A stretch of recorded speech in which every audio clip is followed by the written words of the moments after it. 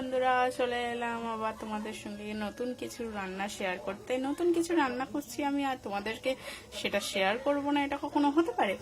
দেখো, এখানে আমি জলটা ফুটতে বসিয়ে দিয়েছি, জলের মধ্যে লবণ আর অল্প একটু তেলও দিয়ে দিয়েছি।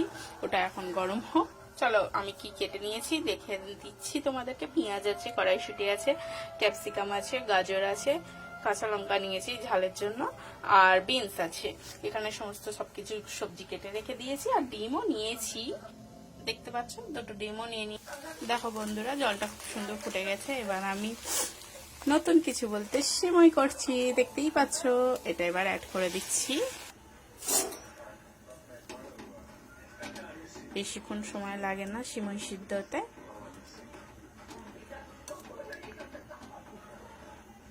চলো বন্ধুরা, আমি এখন সিমইটা সেদ্ধ করে নিই, তোমাদের সঙ্গে আবার তোমরা তখন বলো।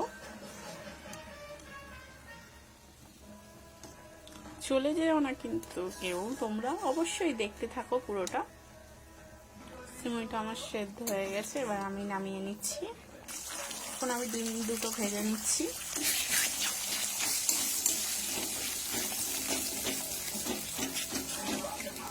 দেখতে পাচ্ছ বন্ধুরা, আমি এখন তেলের ওপর পেঁয়াজ দিয়ে দিয়েছি, একে একে সবজি দিয়ে দিচ্ছি। বিনসটা প্রথমে দিলাম, এটা হালকা একটু স্টার ফ্রাই করে নেব।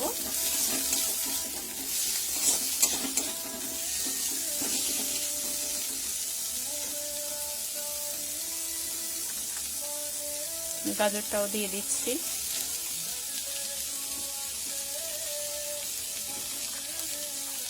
আর কাঁচা লঙ্কাটাও দিয়ে দিলাম। লবণ অ্যাড করে দিচ্ছি, ভালোভাবে মিশিয়ে নিচ্ছি।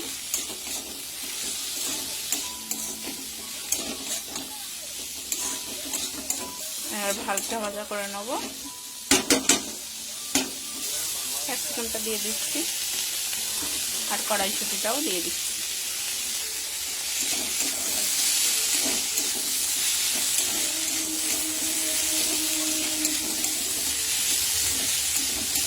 ভালোভাবে ভাজা ভাজা করে নিচ্ছি। ভাজা ডিমগুলো দিয়ে দিচ্ছি, অল্প একটু কেচাপ দিয়ে দিলাম।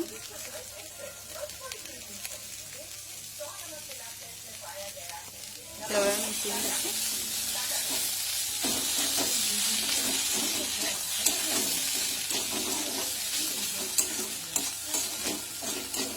সেদ্ধ করে রাখা সিমাইটা দিয়ে দিলাম, ভালোভাবে মিশিয়ে নিচ্ছি।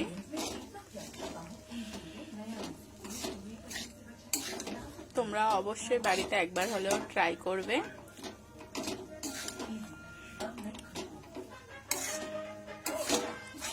এটা খুব হেলদি, কারণ এতে কোনো ময়দা থাকে না, আটাও থাকে না, সুজি দিয়ে তৈরি যেহেতু সিমাইটা, তো খুবই হেলদি।